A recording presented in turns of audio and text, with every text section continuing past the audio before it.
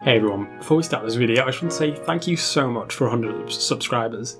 It's been a long road to get here and I didn't think we were going to get here for a while, but I'm really appreciative of it and it means a lot to me. So thank you everyone for subscribing, and all I gotta say is please keep liking and sharing, and we'll see how far we can get. So thank you everyone, and please enjoy the video. Hey everyone, again just before the video starts I just really wanted to say quickly that if you could do me a favour and rate my submission to the Game Maker's Toolkit Jam, I'd be really appreciative. The link will be like here, there'll be like a page here, but the link will be down below. If I can put a link in the top right corner, I will. Not sure if I can. But please rate it, and yeah, just play it and give it a rating. It would really mean a lot to me. I think the ratings will end tomorrow by the time this video goes up, so I'd really appreciate it if we could just get as many more as I can. Thank you everyone, and there'll be a proper video on it coming next week, it should be. Thanks. Hey everyone, welcome back to the Game Dev Diary. So this week, we're working on the tower defense, and last video I did on the tower defense, I kind of did a little cliffhanger at the end saying how did I fix the blocks not lining up properly. But I'm going to show you that first before I get into what we're doing this week. So in Unity, so all the blocks line up, and the way I fixed that, because it was a big issue, was doing what I did in my Magic of Voxel video, which you should probably watch. Basically you go into Blender and you align all the objects up on the 3D cursor, which is in the centre of the world, and everything lines up properly. One of the issues I encountered, because they weren't lined up properly, is if I click on like one of these blocks, so this is a ground path, if I change the Y by 90, well, it rotates to the right, but for some reason the position would change because the origin wasn't exactly in the centre, but now they all line up quite nicely. Another thing I changed over the week, which I didn't record, was I upgraded the UI a lot. So you can see down here, so enemies killed, rather than just having the text, we have a little like skull logo. Magical Essence, we have that logo. We have this for health, so it's a percentage now for health, so health goes down like 1% at a time depending on the type of enemy. And it looks quite nice when there's a lot of enemies swarming on you. Also, as you can see, the tower UI has been upgraded as well. So what I do now is I take a screenshot of the tower, and then I just, in A-Sprite, I just colour around it and make it look like this, because all these were done in A-Sprite. That one's not the best, but I couldn't think of a good thing to do for that. Any suggestions, let me know down below. That's all I really did. I haven't done anything for a while in the game just because the game jam took out a lot of time. This week we are working on milestone 0.6, which is going to be quite a long one, but it's quite a good one as well because this means I could actually get people to start testing the game. So firstly, I want to create like a game over state, because obviously your health hits 0, it just goes negative, which isn't good. We want it to go to a game over screen saying you died. We also then want to create an enemy limit, and if you click on that, I've left a little comment. So we want an enemy limit, and that means 10 enemies per wave. But I'm going to make it so the waves can spawn X amount of enemies per game and X amount of each type of enemy. So we have the fast and the normal enemy. So each wave, that value can change, and I'll be like, I only want 6 fast enemies and 4 normal, but we'll keep the order random because that's how I like to do it.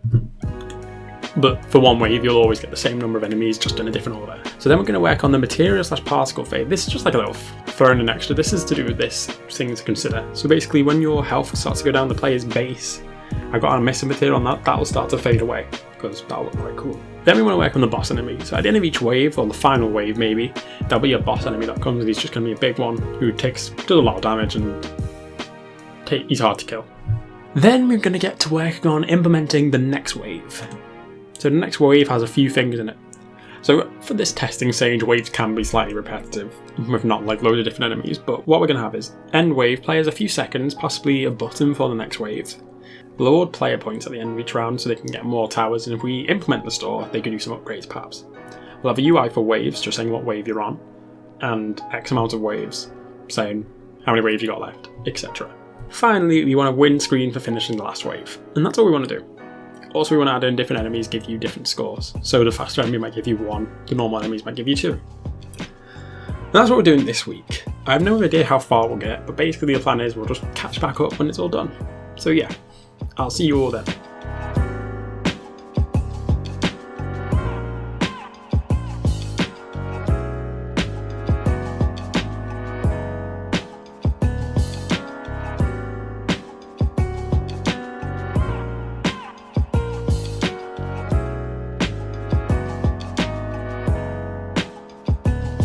Hello everyone. So it's been a few days since I last sent in a video, and what I've been working on is getting the probability enemy spawner thing set up, and it works quite well now. So the method I was doing it was trying to like just basically I made a multi-dimensional array, so there was enemy prefabs and they all had a probability. And then what I did is I times the probability by the maximum number of enemies, and that should have got how many of that enemy is allowed to spawn. But it didn't really work. I don't know why, but like it always spawned one extra. So it was close, but just not there, and I wasn't very happy with it. So I was looking up online about different things, and I realised a loot table. So basically, like, think about treasure chests in game which drop different pieces of loot. They're all randomised with different probabilities of which will spawn. So couldn't I just do something similar? And I could, and I did. So I used a tutorial, which I'll link down below. Basically, I set up a loot table. But rather than dropping loot, I made it spawn enemies. And rather than just like spawning enemies randomly, I hooked up with the normal enemy spawner script. And it basically fills up a new list of enemies. And the enemy spawner script will randomly pick an element from that list to spawn, but it'll only use that list, and once that list is done, it's done. Here you can see some of the scripts in the inspector. So with the enemy spawner probability script, so our maximum number of enemies is 5, and at this moment the probability of spawning enemy 1 on enemy 2 is 50-50 because probability weight is 76 and 76. If I change this to 75 and I change that one to 25, well, now you can see the probability's changed, which is really good. It's exactly how I wanted it to be. If we do that to 10, well then it kind of knows, well, you're more likely to spawn the Goblin 1, but you might get a few of Goblin 2. And if I show you how to look in game, it works so well. So I'm just pausing the game there. So here we have the list of 1, 2, 3, 4 Goblin 1 and 1 Goblin 2.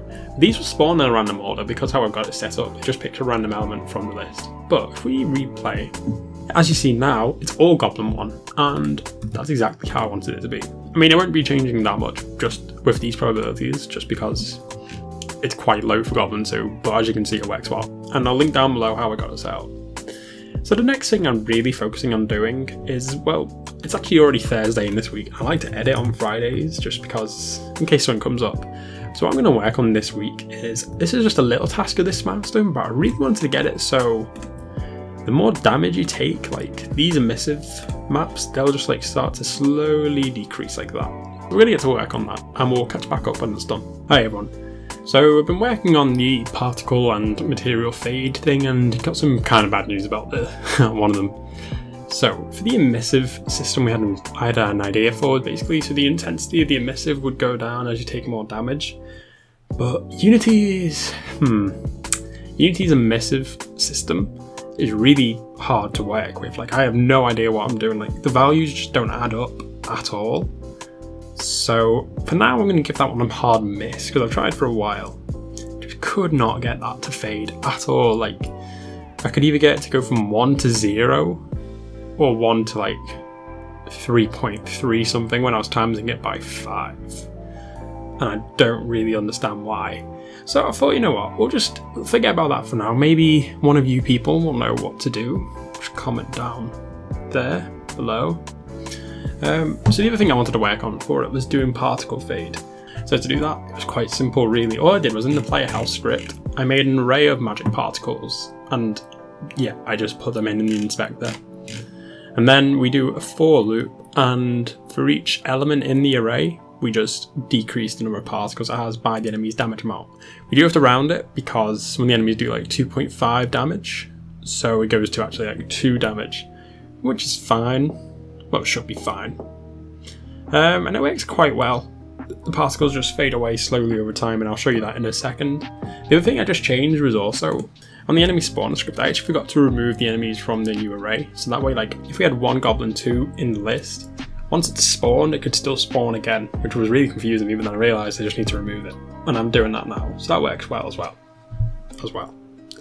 So let's go into Unity, and I'll just show you how these particles work. It's not very noticeable straight away, but you know, it's nice. Like, it's a little touch, and over time you'll notice the particles fade.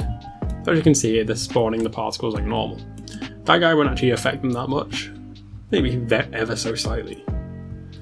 But they're now actually on 98. They're on 98 now. So when all these ones pop up, you should see a slight difference, hopefully. So as you can see, our health's going down by 10. And as you can see, the particles do slowly start to like not spawn as many. 2, 3 more, that'll be a good amount to show off as well. 7.5, so as you can tell, the particles spawning is a lot less than it was before. And if you don't believe me that that's changed, we just go on that. And as you can hear, the maximum particles for that one is 8, and the maximum particles for that one is also 8. So it's just because they're next to each other, it looks like it's still a good amount, but it's really not. It's really diminished quite a lot. I'm really annoyed at myself that I could not get this emissive things to work. Because at the moment, it's on 0, and it's still missing. There's just a lot of things I wasn't working with it. I mean, maybe one day we'll look back into it, but for now, it's not my priority. My priority for now is to get the waves actually properly working. I mean, we have a way to finish a wave, and what happens, it just stops spawning. And then on the next time I need to actually get these waves to carry on and spawn more. But yeah, I don't actually have enough time today or this week. I want to get this video edited tomorrow and out for you on Saturday. So I'm probably going to have to end it here. Before I end it, again, thank you all so much for 100 subscribers. It actually means such a lot to me, so I really appreciate it. If you haven't already, please go rate my game for the Game Maker's Toolkit Jam. It'll be linked down below and hopefully in the top corner if I'm allowed to do that. I'm not sure if I am. And yeah, thank you everyone for watching, and I'll see you next time. Bye.